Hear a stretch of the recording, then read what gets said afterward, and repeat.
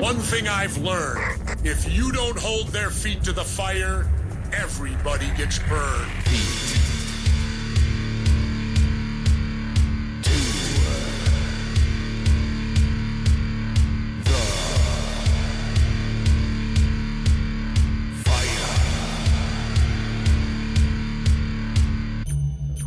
Hold on. Before you start waving around that freedom of speech thing, when you're in a crowded movie theater and you scream fire, you better be able to smell smoke. If you come on this radio show and you start saying incandescent things like that, you better have more behind you, pal, than just your thumb.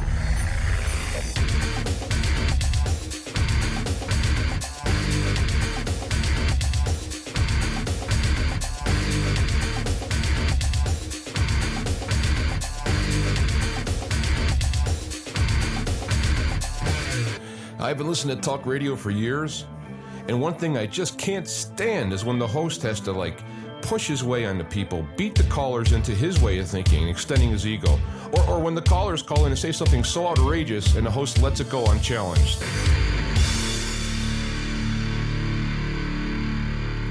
The sign you're on the road to truth is the lack of contradiction.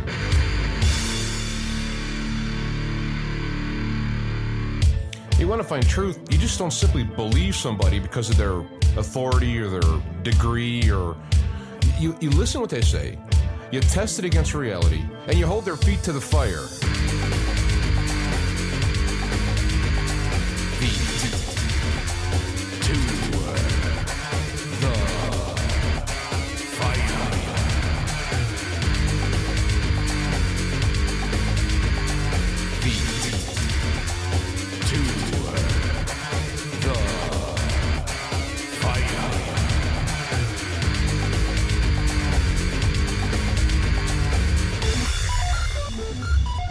All right, we are back and we are live, feet to the fire. I'm your host, James Arthur Yanchik, the Black Knight of Talk Radio into year 18. What a year. What a year this is. Very, very unhappy, very unpleasant. But it is said that great changes come. It's always darkest before the dawn, so who knows? Some things I wanted to talk about today. I'll get to some news items as they go along, but this is what popped in my head today as I was thinking about this. If you can see the opening graphic that I have on the links, I mean you could see it at some point.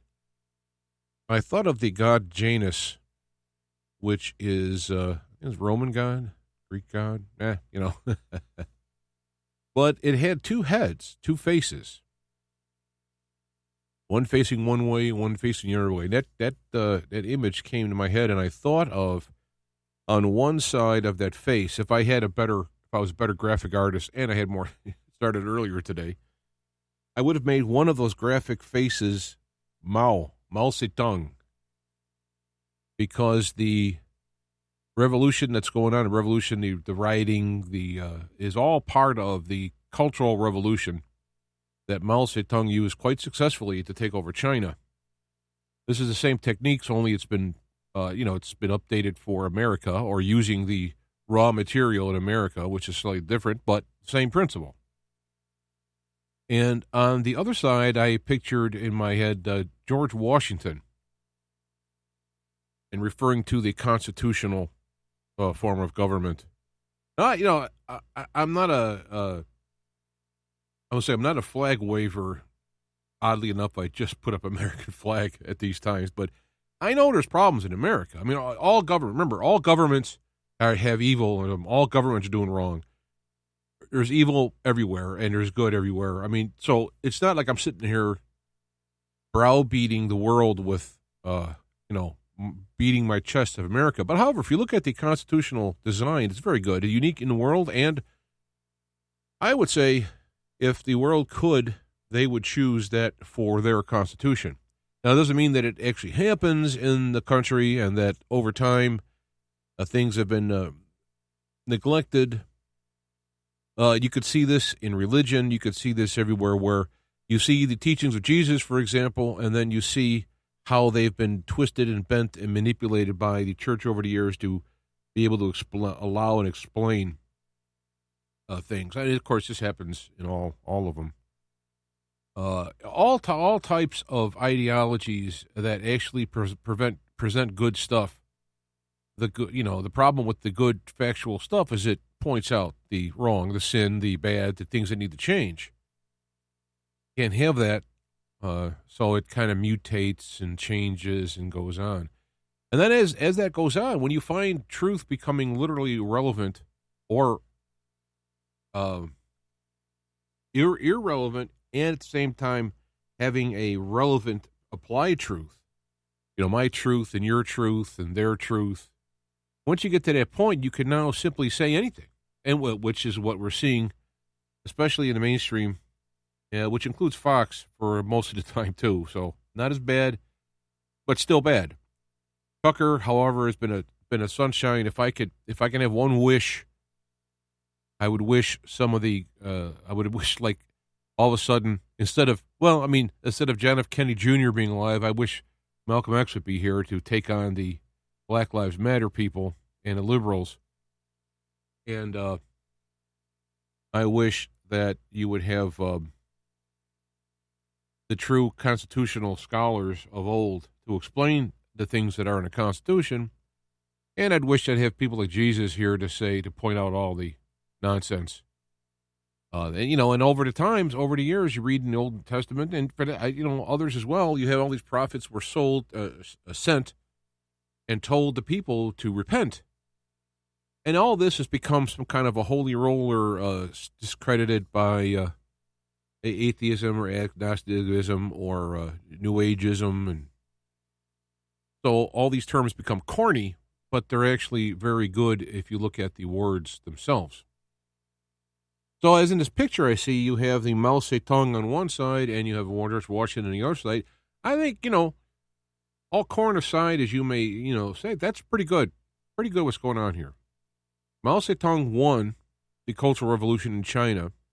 Their cry was the emperor, and the emperor oppressing the workers, the serfs, if you will. Rise up and take over the emperor. And, of course, a dictator was put in his place, Mao Zedong, who is up there in the top three for all-time murderers attributed to him. Hitler, Stalin, all those people, they're all high-fiving for number one. And then, even in Cuba, you have Castro.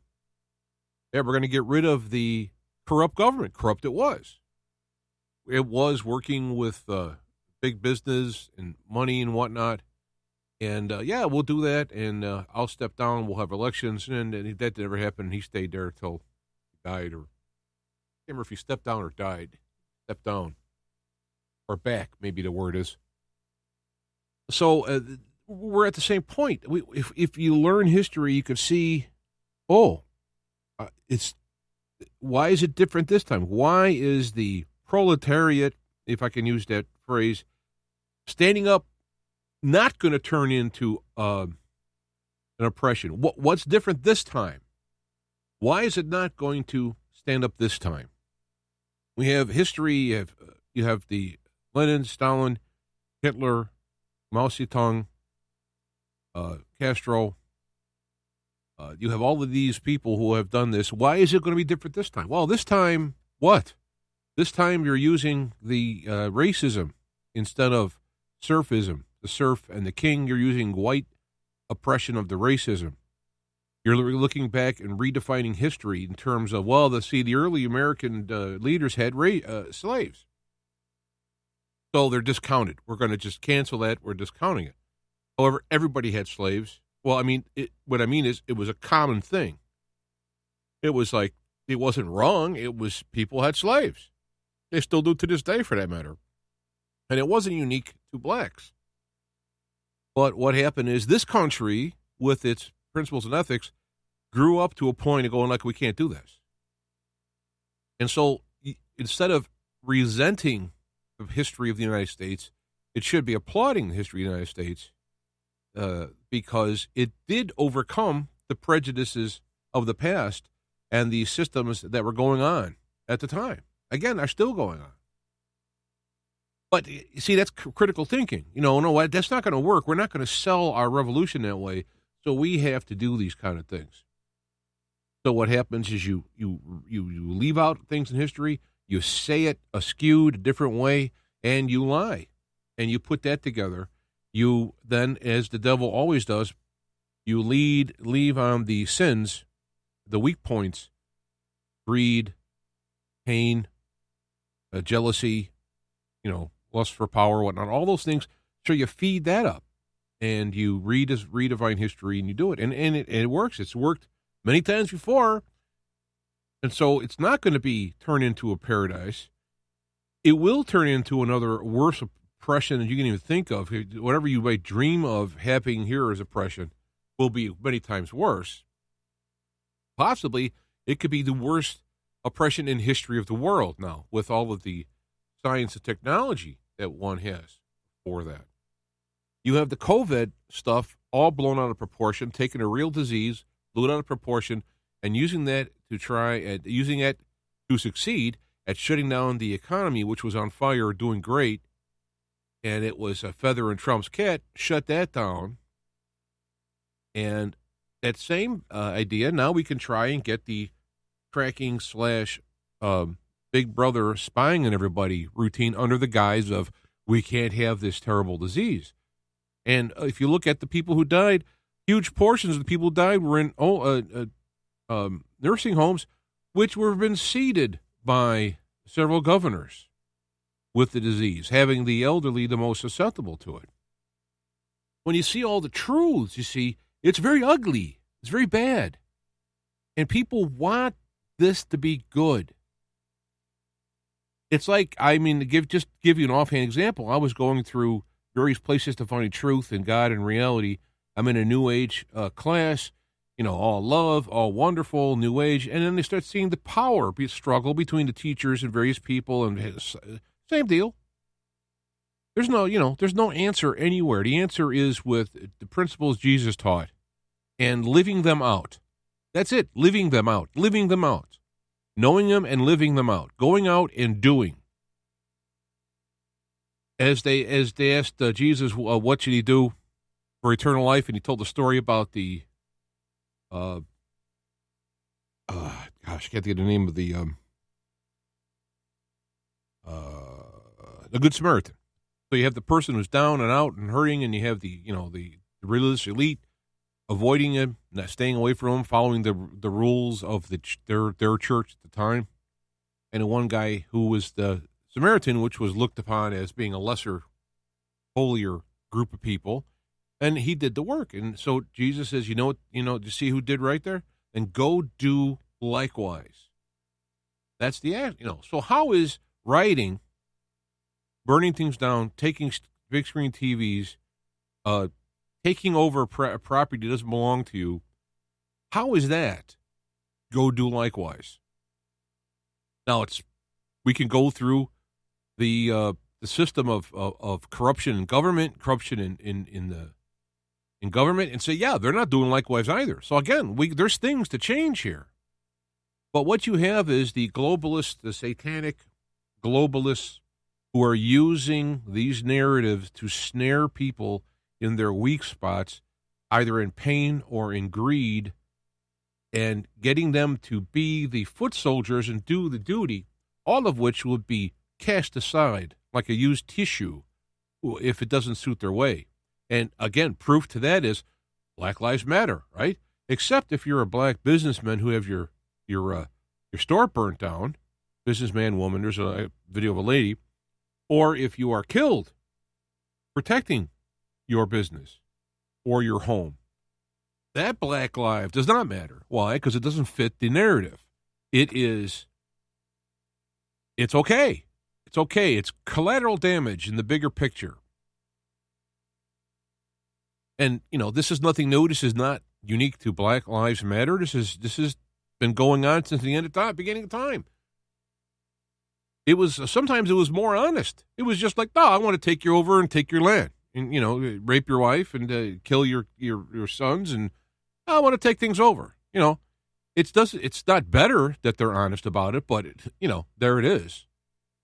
Whereas now we have the hidden, inside the sweet tongue, whatever, it's forked tongue with honey.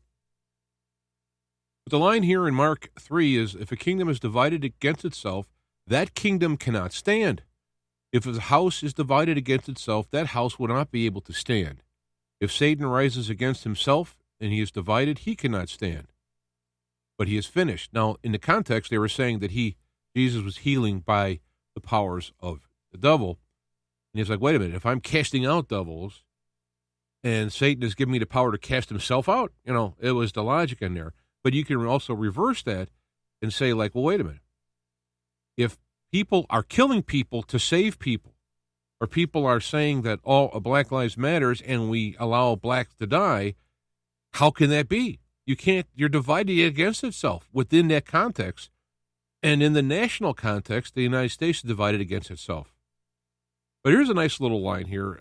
But no one can enter the strong man's house and plunder his property unless he first binds the strong man, and then he will plunder his house. And right now, the strong man, that is the law enforcement system, and its various tangential groups, whether they be like not the military, I got this terrible problem when I see a picture of something, I can't say the name of it. And now I'm seeing the National Guard. See, if I talk for a little while, I lose the picture, the name comes out. So I got the channel is like, only goes one way. So when you say, no, you can't use those things, you're binding the strong man. So what happens? They go plunder the house, and we're seeing it everywhere. They're downplaying it on the media. The media, to me, is the worst offender of all, because people seeking power, the politicians, they're liars and cheaters doing it, but it's like we know that happens. So you have the media in place to be a watchdog, to let us know what's going on. We're out there doing the work, businesses and whatever, doing work, going to school, taking care of a family, whatever, and we charge the media with being the watchdog. And go, hey, wait a minute, look over here. These guys are doing this. Wait a minute, huh? What? Okay, vote them out or whatever.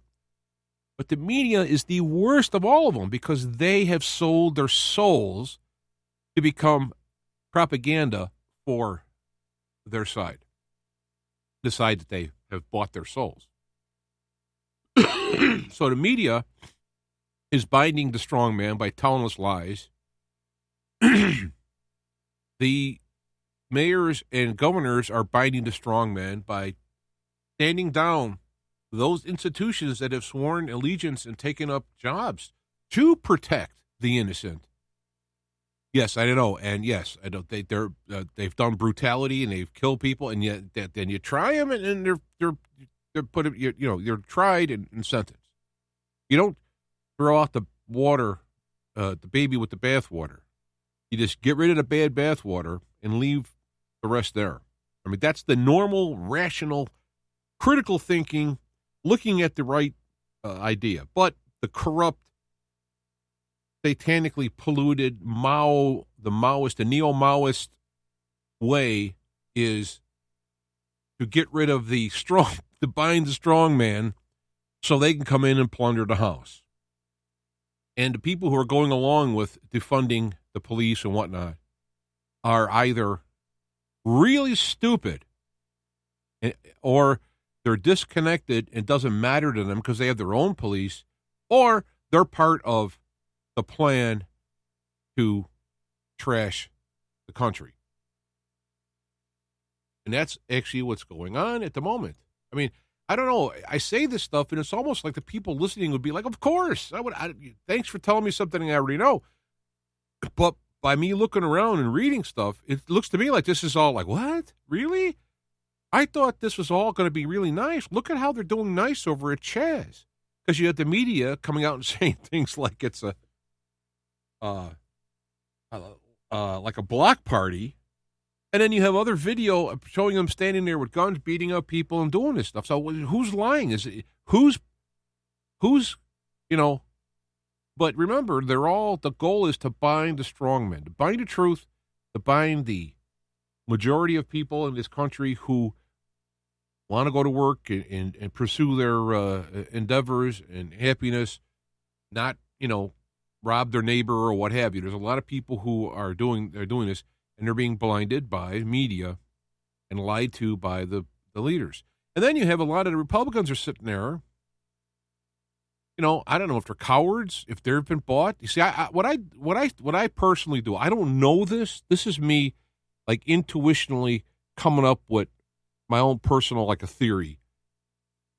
It's not binding in any way, but it's like, to me, it seems like the people who, they have a blackmail on people. Now, I don't know what it is. Drugs, child sex, or prostitution, I don't know, whatever, right? Drug.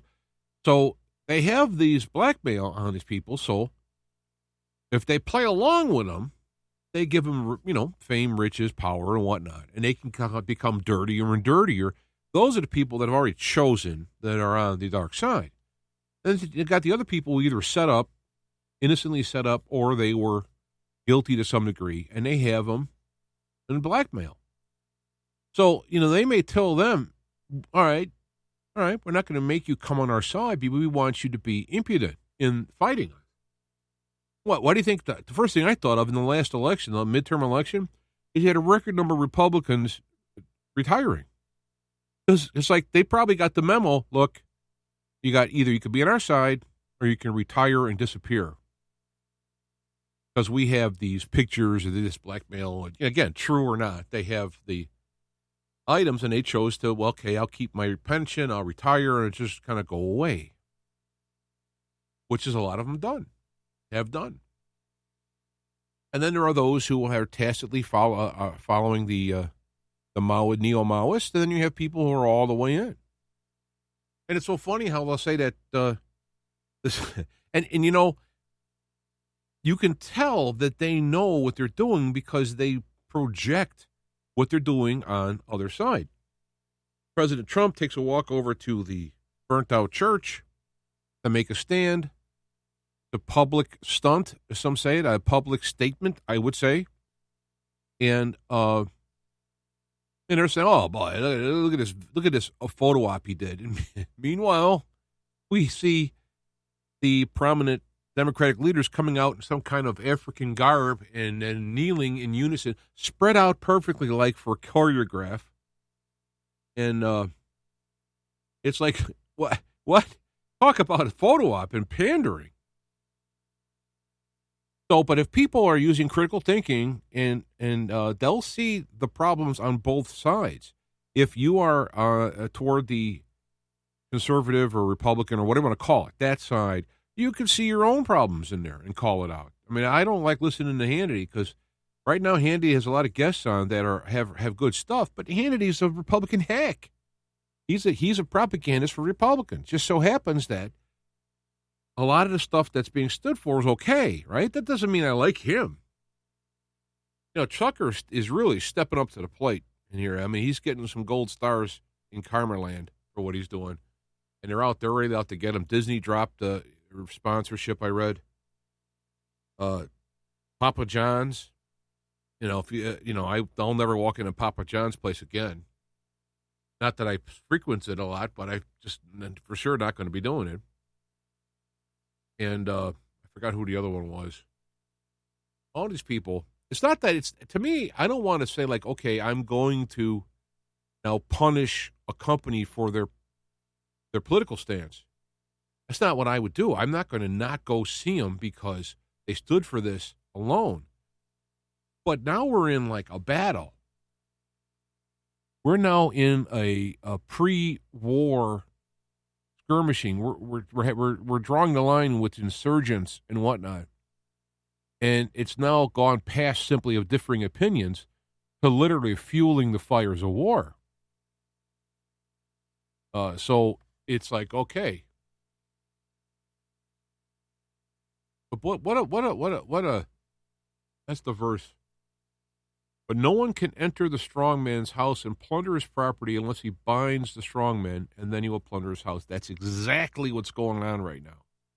The police, the National Guard, and others have been bound by the political part of it. The Democrat mayors and governments and the rhino who are involved in this are telling them to stand down and talking to them.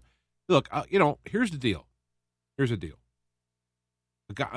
criminal, a multi-criminal, violent criminal was killed, I should say died at the hands of a policeman under drugs and with the policeman who has a history of abuse, brutality, all right? So you have a guy who's physically challenged, being manhandled by a cop who has a history of brutality, and the guy dies in custody. And the guy is now charged. They're going to be known like that, but they're making this guy to be a saint. I heard Biden say with my own ears that George Floyd's impact on the world was even more so than Martin Luther King. And what's so important about that statement is they have to get rid of Martin Luther King stuff. They have to get rid of Malcolm X stuff because it exposes what they're doing. Now they're going to take a multiple convicted criminal who died partly because of his drug condition, and they're going to rise him up and canonize him. Gold coffins, multiple showings, outrageously ridiculous. And they're doing it all to pander and play to the pain that has been fostered from real pain who has been fostered in the black community. It's outrageous. You stand up and say that, and it's like, well, you're a racist. Oh, you're white? Well, your racism is born in your DNA. You can't help it. It's not okay, but you can't help it because you're white and you're just born racist. This is the way it is. White kid comes out of the womb. Yep, he's going to be racist because it's in the genes. This stuff is so ridiculously outrageous that I don't know what to say.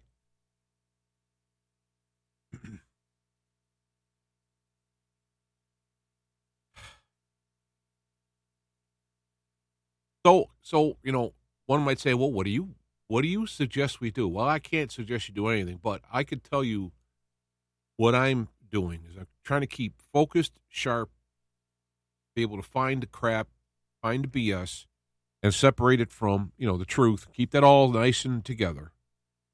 Plus, I'm relying on God, give me clues here and there. Because, what God does, it'd be nice. God shows up and go, here's a list, do this, and everything will be fine or whatever. But God doesn't do that. I mean, he could, but God plays along, and I mean not only in a manipulative sense, inside the system he created. I mean, after all, he created this and said it was good. So there's a good mechanism here while things might be messed up inside it. And so what I have found over time that if you keep your eyes open, ears open, and your mind open, and don't try not to be biased about it, God, I'll give me some clues or signs, not in an evil way, not to prove he exists. That's already a given that you believe it, but give me some guidance. And what I found happens is that as I go through life, I will hear something, and there's kind of like a da-da, along with not literally a sound, but it hits me inside. Inside me, I feel like a boom, like a shock wave. What? Huh? What was that? I got to pay attention here. This is important. That, I think, is, in my case, this is me speaking. This is where God is inside me. The Spirit of God living inside me is giving me, pay attention. Now, I don't have to, and many times I haven't. So now that I'm more attuned to it, and now that things are bad, I'm going to be listening, okay, and I get information. I get nudging. And a lot of times what happens is when I make the right choice, I'll get a peace that comes with it. Now, it's not necessarily a good choice. Like if you were going to have, you had some bad illness and you had to make a choice and you decided that, there's too much pain and suffering, and the chances are the money involved. I'm just going to die. There could be a peace that comes with that choice because it's the best choice, rather than trying to hold on to your life and spending all the possible money and debt, the pain and suffering on your family, and the pain and suffering on you trying to do that. You're submitting to, hey, it's my time to go. And when you make the right choice, and some people's right choice is to fight. And many people have fought through cancer and won. And there's a peace that comes with that choice. So for me, there's a tumultuous time when I got to make a choice. And there's not an obvious choice. So it's like, oh my goodness. Well, what do I do this, do that? I don't know. And of course, at that time, the devil's going to be throwing all kinds of crap energy in there to try and mess up that still small voice that comes through. But God doesn't speak with you like, hey, it's like this background whisper. Sometimes it has to get a little louder, or your attention is caught by something else, and then you can hear it. And that's why we should always look for that still small voice. What was that in? I forgot what Bible verse it was where it says, I was looking for the Lord, and he wasn't in the whirlwind, and he wasn't in this and that, but then there was a still small voice, and that contained God. So, and I think at this time, a lot of people are here to be witness to what's going on. And whatever that witness is, being the witness, it could be a number of things. You could be in the fight. You can witness the fight. You can go down in the fight. You can be inspiration by your loss, by your giving of your life. I mean, there's all kinds of ways it can work. And if it wasn't for God in the background, I don't know. I don't know what I'd be doing at this time, because I think my favorite verse is Romans 8:28, for we know all things work for good for those who love God and walk according to his purposes. Now, how I would phrase that personally is those who walk in like the umbra of his guidance, like when you got like an umbrella guarding you from the sun, you got this shadow. Of course, I guess this is kind of inverse, but when you have the umbrella, it takes out all the ambient light, and you could see your pathway, and it's outlined by the shadow of the umbrella. I mean, that's just kind of my way of looking at it. I'm sure many can come up with other, you can look at the headlight going into the darkness. I mean, there's other metaphors, but that's kind of what I like. It's kind of like I'm surrounded by this umbrella from the universe, and if I stay within that area, everything that happens will be for the best of me, those around me, those who will be involved with me or see what I'm doing. And sometimes that could be harmful. I could get hurt in a sense of not having a perfect day, but that will be done for good. So it's like no matter what happens, if you stay within that umbrella shadow, all will work for good, no matter how bad it is. And that gives me a lot of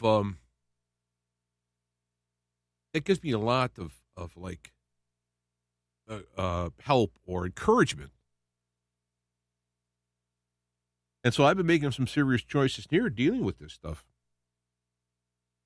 And, I don't want to step in my own strength, but then again, I don't want to sit on my hands and say, okay, God, take care of it.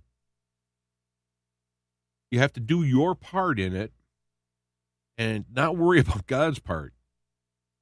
And this is what I've been working on myself and during these times, and I've come up with some answers. And I did, not that the resulting problems that may happen that I'm trying to prepare for, it doesn't mean that that's good, but I will have done the right steps that I could do at this time. Could I have done better if I started a long, long time ago, pay more attention? Yeah.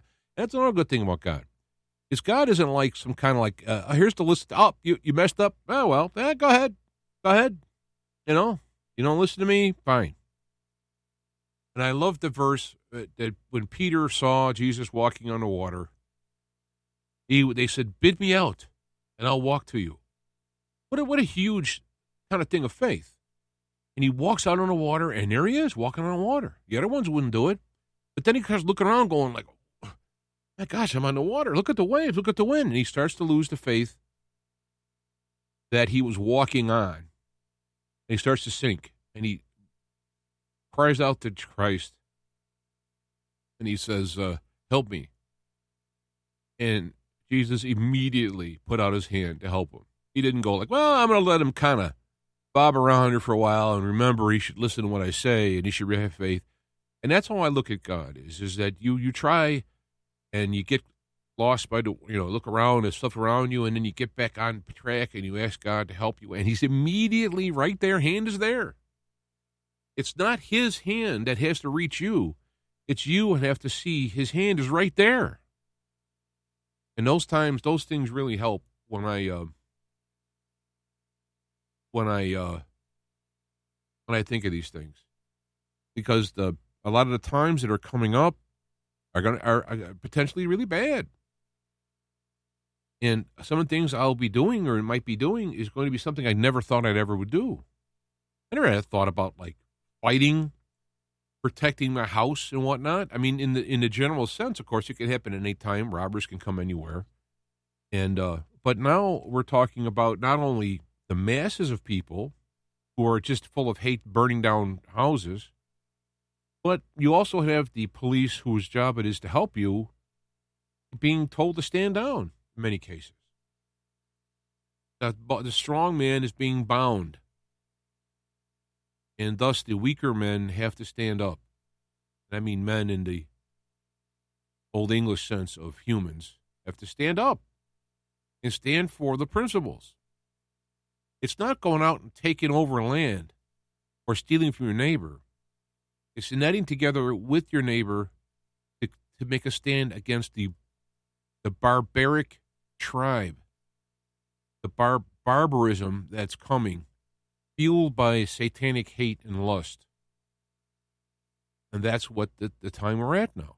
And I've never really thought about how I had to do that stuff. And when I put my eyes to certain preparations and whatnot I can do, then all of a sudden the doors are open for the right answers that are true. At least the ones I'm thinking are based on my principles I talked about.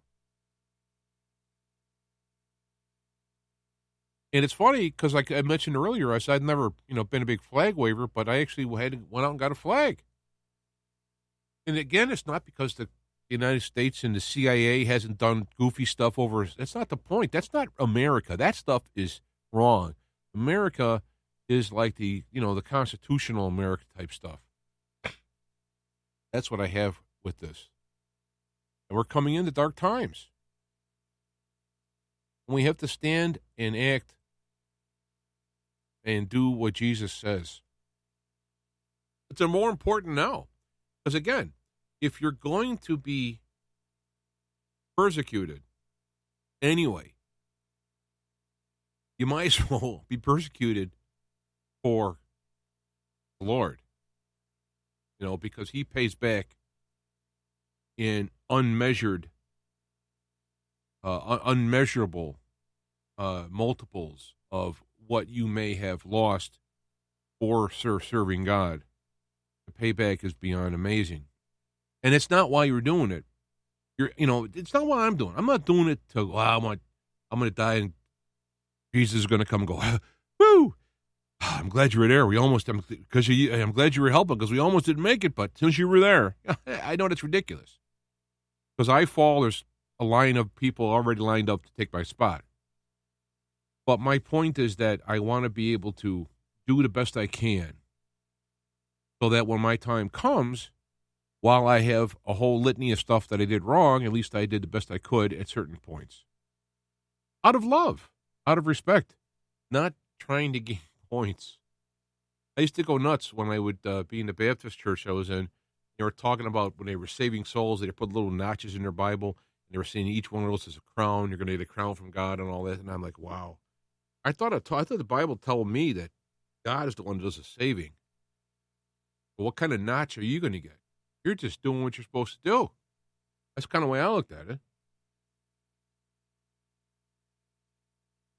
Anyway, let me look briefly here. 1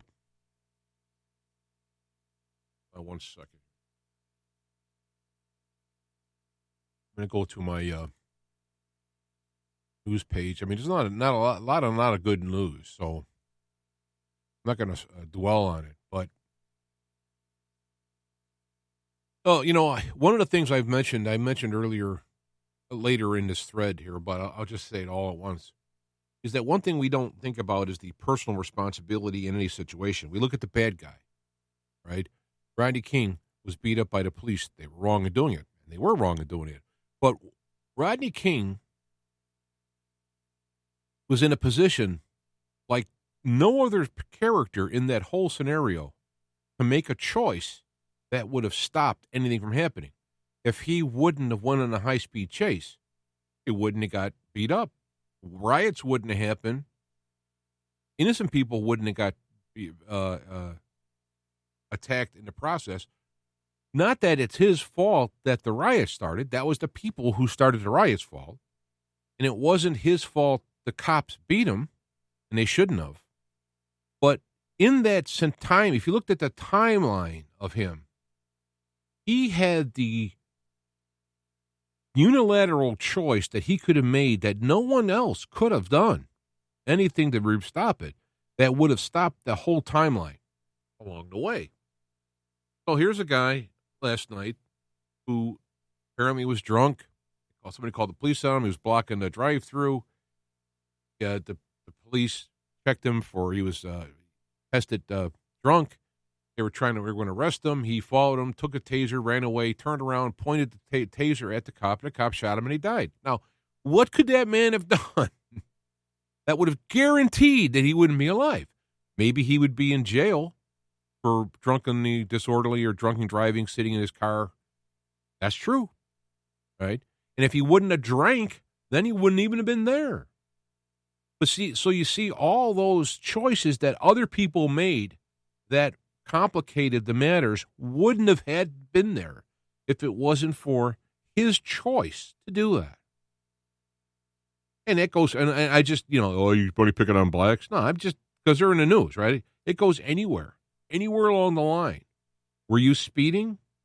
You got a speeding ticket? The cop was a jerk? If you wouldn't have sped, would he have pulled you over and gave you a speeding ticket? Well, I think the speeds are wrong. I think it's an oppression. Like, well, then go fight the law in court and have a lawsuit. You just don't follow it and think because, well, it's not a good law, I'm not going to do it. And if you do that point, like they did back in the day, you sat at the front of the bus, right? And you stood against the law, there was a price to pay in making that stand. But because it was wrong, things changed. Again, it takes that.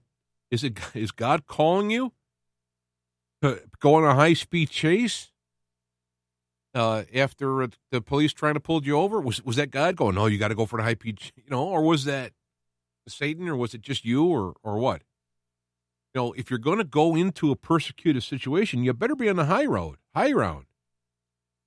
Because if you are persecuted from that for the high road, things could change because of it. But if you're doing it out of your own flesh, you're doing it out of your own, like, hey, I don't want to get caught or I don't want to follow, then guess what? Then you're doing it on your own self. If you're going to suffer, you might as well do it for the right reasons. Or you might not even have to suffer. But remember that every time you see an example of, of course, right now it's white cop assaulting black people is the underlying, even though there's many other colors. But think about the individuals in there. And it applies to the cops, but I asked a lieutenant in the Chicago Police Department years ago, lived next to my mom. And I asked him, I said, what can I do during a traffic stop that will raise the chances of no event happening, negative events happening? And he said, keep your hands visible and don't make any fast moves. And I'm thinking, I can do that. He didn't say, take off your clothes and sit on the car. I mean, I can do that. I can put my hands up where they are and just not do anything and have the officer tell me what to do. Just be nice, And I got stopped by the police a million times when I was a kid. I wore all black, had long hair, I had a fedora, sunglasses at night, the whole 9 years, but I had no record. I never was arrested. I didn't do anything wrong, but I got stopped all the time because I looked like it. No, I'm not crying, profiling or nothing because I understand it. Especially now as an adult, I look back and go like, well, you look like a hoodlum. I understand that. And I'm not saying they should have done it, but I understand it, right? But I never did anything. I didn't have anything. Of course, back in the day, you're driving around and, your buddy's got a beer in the back seat. They tell you to pour it out. I never drank, so they could tell I wasn't drunk.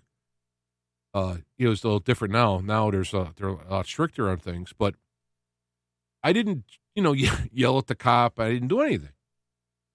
Well, whether the cops were black or white, it didn't matter. And of course, as I grew older now, I have gotten stopped a few times, inadvertently speeding.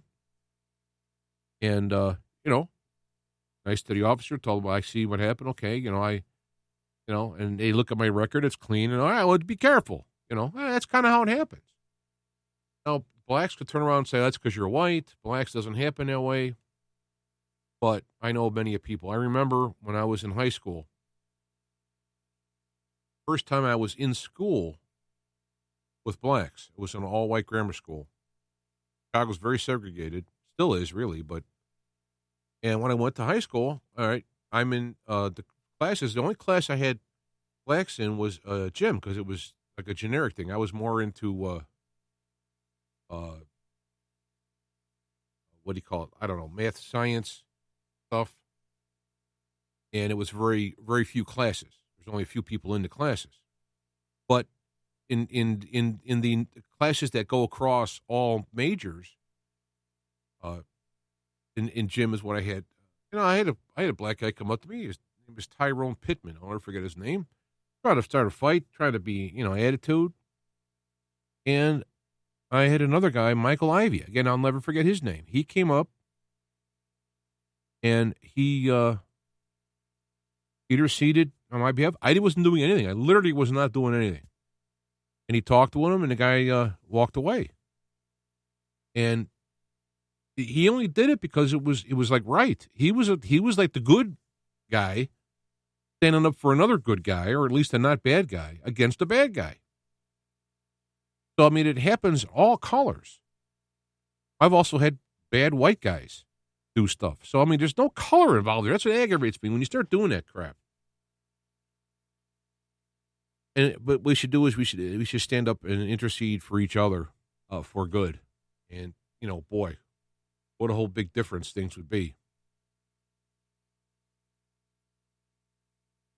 And I have, if you are on my Facebook feed, you'll see many of posts. I had a picture here of post here from Ala Junaya. I'm not sure if I'm saying it right. I can't read simple names, let alone complicated names. Davis, 16, was shot in the neck and killed Saturday in Baltimore.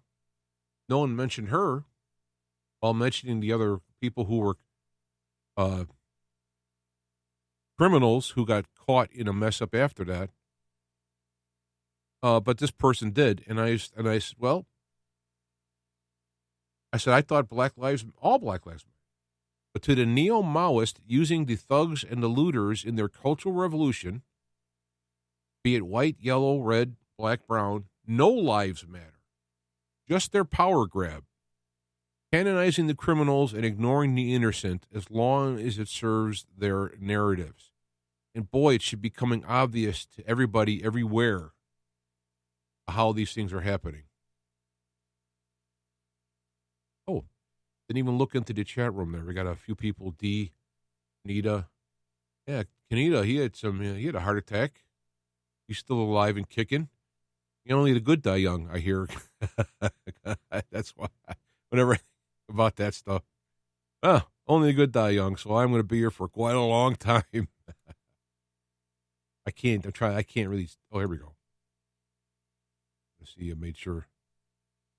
So hi to those in the chat room.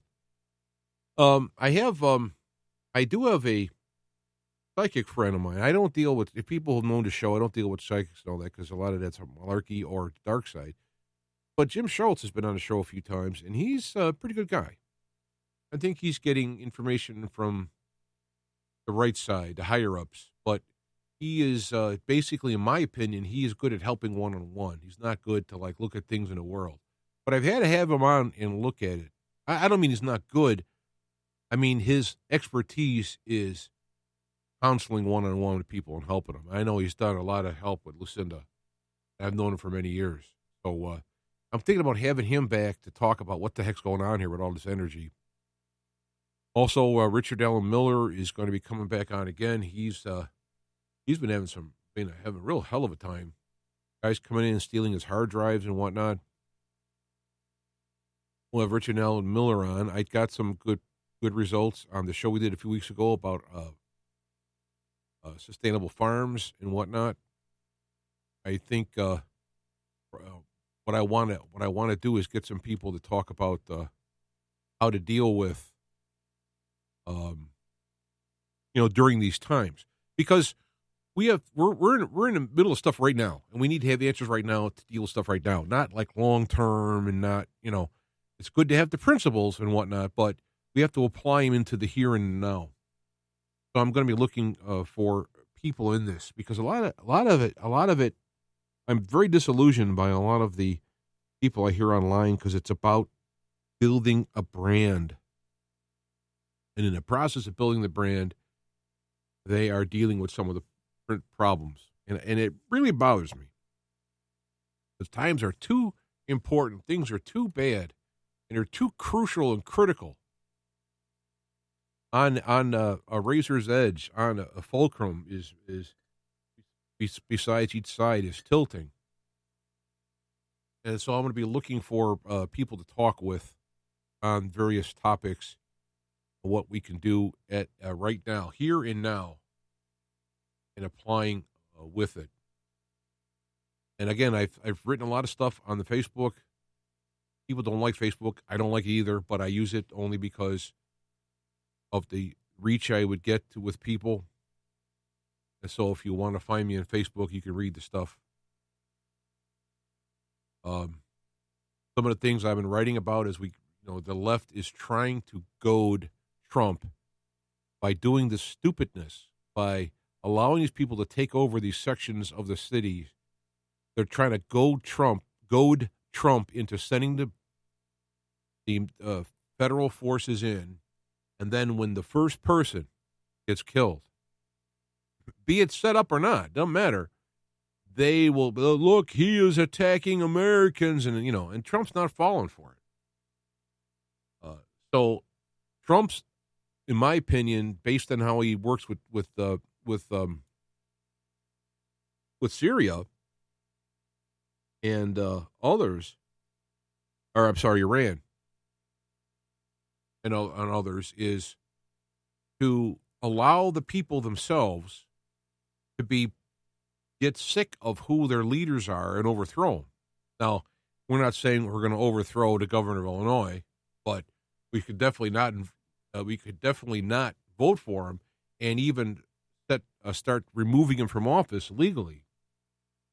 And so by Trump allowing us basically to simmer in our own broth, it's unpleasant, but it definitely motivates the people in their city and state to get rid of their leaders. Again, legally, get rid of the leaders. And by simmering for a while, that'll happen, rather than somebody come in and do it for you. If somebody works their way out of debt, they're less apt to go back into debt rather than someone just writing a check. Or if someone hits bottom, if they're a substance abuse or what have you, and they work their way through that, they're less chance to go down there, other than like a magic wand or something. So this is what I think the deal is here. We're going to have to actually do something in terms of getting rid of our leaders that are causing these problems. And, of course, the police union people have been standing up. Some police chiefs and sheriffs have been saying things, so that's good. Here's a picture I shared. Well, it's not mine, but I like it. The tale of double standards. Got a picture of Colin Kaepernick. He has the right to his opinion, and it shouldn't prevent him from playing. And yet, we have in the picture, oops, lost the picture. I can't think of his name now. He is the quarterback. I'm just drawing a blank now. Sorry. Who being criticized because he wanted to stand for the flag or salute the flag. He must apologize for his opinion, or he shouldn't be allowed to play. So you have the tale of the two quarterbacks. One should be able to say whatever he wants, and the other one shouldn't, because it's not with the narrative. And remember, if it supports their narrative, they will support it or at least use it until it no longer supports their narrative. Everything else is gone, is out of there.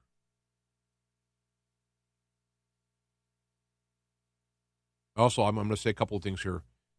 If you followed historic guidelines and historic-based definitions, the anti-fascists, or Antifa, are actually communists. If you go into Germany, the anti-fascists were fighting the National Socialists, which were the Nazis. So you have the anti-fascists, but they're really communists. But they didn't call themselves the communists. They called themselves, I'm against the other guy, is what they're saying, right? And they were going against the National Socialists. In America today, the anti-fascists are, again, communists. And again, they're using the name anti-fascist to fight their enemy, which in this case is the National Constitutionalists. So by using themselves anti-fascist, what they're saying is, I'm anti the other guy who's against me, and I'm going to call them a name, and so I'm against that bad name, so I'm the good guy. And it really isn't. I mean, it's just they did the exact same thing with Germany, except the National Socialists won that battle. Not that it turned out well, but the point is they're still doing it. I'm looking down. Oh yeah, there's a huge. I got to try and put this in the notes.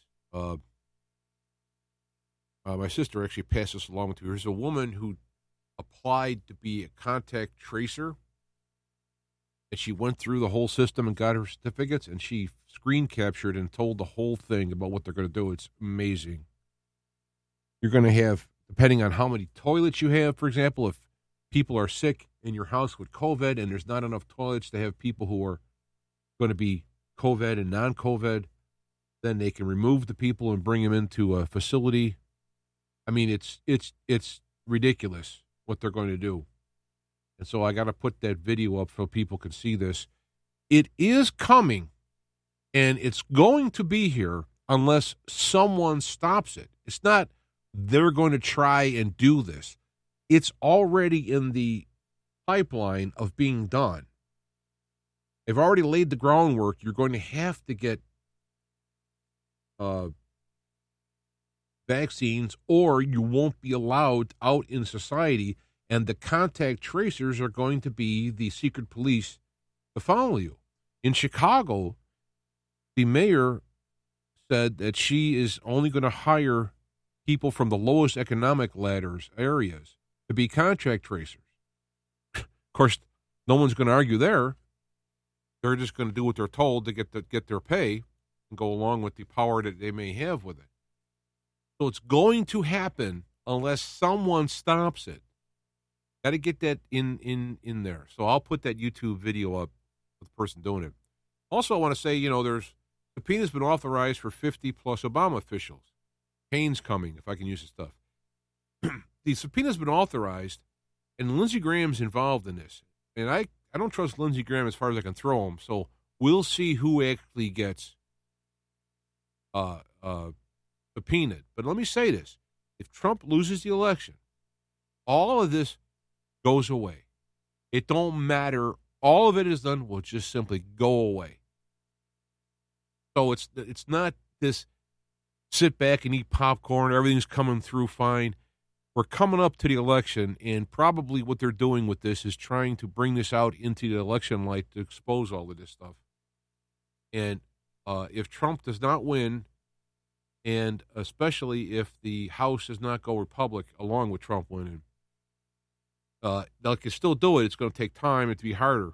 But if Trump doesn't win, it's done. Over.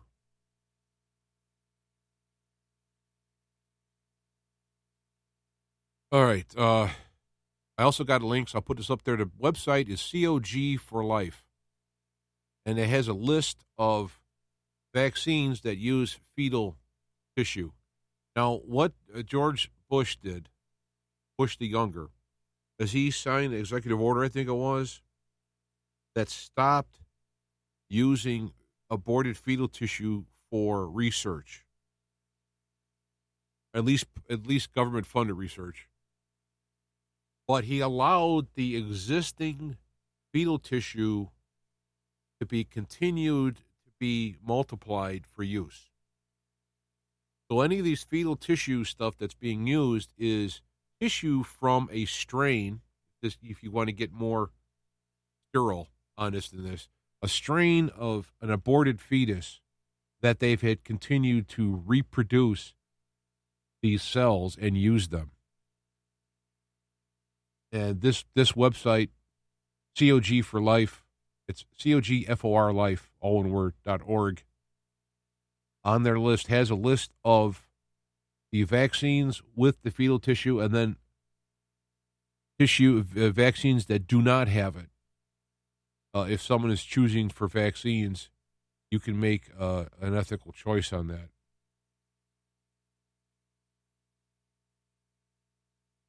All right, hold on one second here.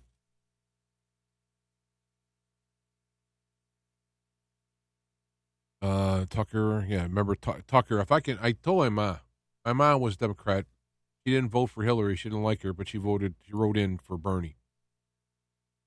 And my sister, my brother, and I are talking with her, who are Trump supporters. His principles, really, And I asked her if you could do one thing for me, watch Tucker. She's at home. It's a nice time. She has a cable. Told her what channel, Fox News, 7 o'clock Central Time. Just watch Tucker. Just do that for me. And after watching Tucker for a few weeks, along with Newsmax, which is my sister suggested she watches that, and that's, I guess, right next to it on the channel. But by watching Tucker, and she watched Hannity a little bit, she is like, she's 86, and she can't wait to vote for Trump. She cannot believe all the crap that's being thrown at him. And it's encouraging, because here you have someone who was a lifelong Democrat and voted in the last election, can't wait to vote for Trump. And I'm just hoping that's another thing. The contract tracing I was just talking about, the deal was negotiated 6 months before the outbreak. And I got links to the video on there. I'll put that in the showing how these people had met prior to the actual releasing of the accidental or otherwise in China. Plus, all of the lab bad words about HCQ have been recanted. There's been lying. There's been cheating. All this stuff is coming out. So I think I'll leave it at that. I think we've already been a little over an hour. That's good. So it's important to keep our eye on the principles that God spoke, and it's what God inspired through His servants. Let me put it that way.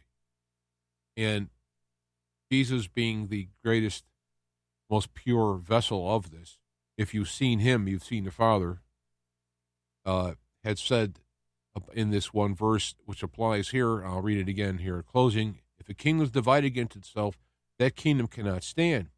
If a house is divided against itself, that house will not be able to stand. But no one can enter the strong man's house and plunder his property unless he first binds the strong man. They're binding the police. They're trying to close the gun stores. They're trying to cut back on the Second Amendment stuff. There you have it. And luckily, they failed a lot of these things. So now they're forced to go spring forward, attacking the strong man's house. And some of them are bound, but there's a lot that isn't. And I just pray for wisdom and guidance in these upcoming times to do the right thing for all involved. So that, and yeah, every day I get up, I pray, please, today be the day for the return of Jesus, and have that sky open up and have him step in here. It would be awesome. And, whether I live to see it or not, but that would be my prayer. My prayer for you is the health and happiness, to have protection, have guidance, and wisdom to do the right thing at the right time. And in Jesus' name, amen. Well, there we go. We will see you next week. And if something comes up, I can now do it live in the truck. So we'll see you again. Take care. God bless.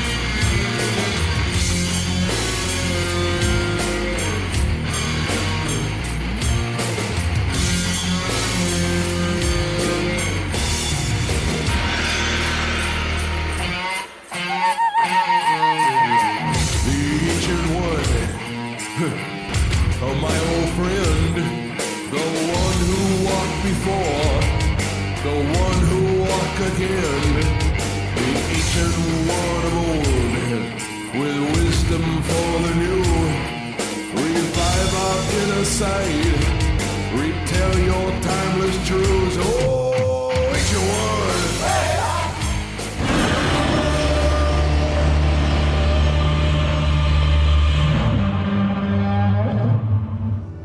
Feet to Fire is a production of IPS Media Works on the OnSig Radio network of stations.